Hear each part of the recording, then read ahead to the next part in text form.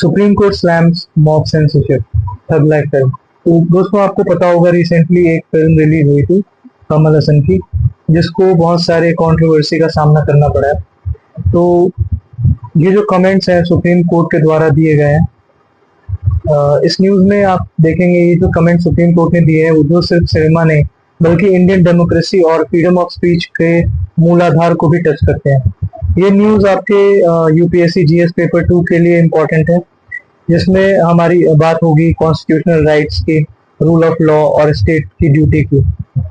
तो supreme court ने कहा mobs can not take over states.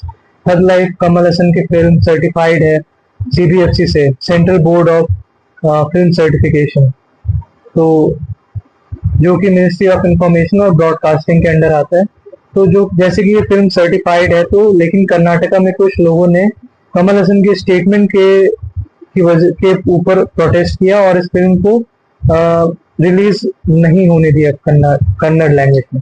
तो कमल हसन का एक कमेंट कन्नड़ लैंग्वेज पर कंट्रोवर्सी क्रिएट करता है, जिसके बाद थ्रेट्स, वायलेंस और आर्सन के इंसिडेंट्स हुए। कर्नाटका हाई कोर्ट ने इस पर क्लैरिटी नहीं दी, इसलिए ये केस सुप्रीम कोर्ट में गया। सुप्रीम कोर्ट ने स्टेट को कहा आपकी जिम्मेदारी है कि फिल्म का सेफ एग्जीबिशन इंश्योर करना। अगर किसी को प्रॉब्लम है तो लॉ का सहारा ले, मॉब्स और थ्रेट्स का नहीं। अब हम समझते हैं कि ये यूपीएससी के किन माइक्रो टॉपिक्स को टच करता है। तो UPSC GS paper 2 polity and governance में fundamental rights article 19(1)(a) freedom of speech and expression. जैसे कि आप जानते हैं हर इंसान को अपनी बात को रखने का एक अधिकार है, जो कि हमारे इंडियन कॉन्स्टिट्यूशन में लिखा हुआ है। तो इस चीज को हम इस न्यूज के थ्रू समझेंगे।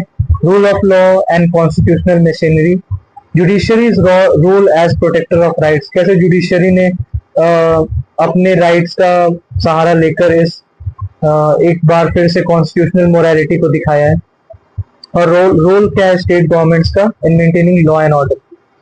और एथिक्स जीएस 4 की बात करें तो इसमें भी हम एक मॉरल डायलेमा की बात करते हैं, जो पब्लिक के सेंटिमेंट्स वर्सेस लीगल ऑब्लिगेशंस को आइडेंटिफाई करता है।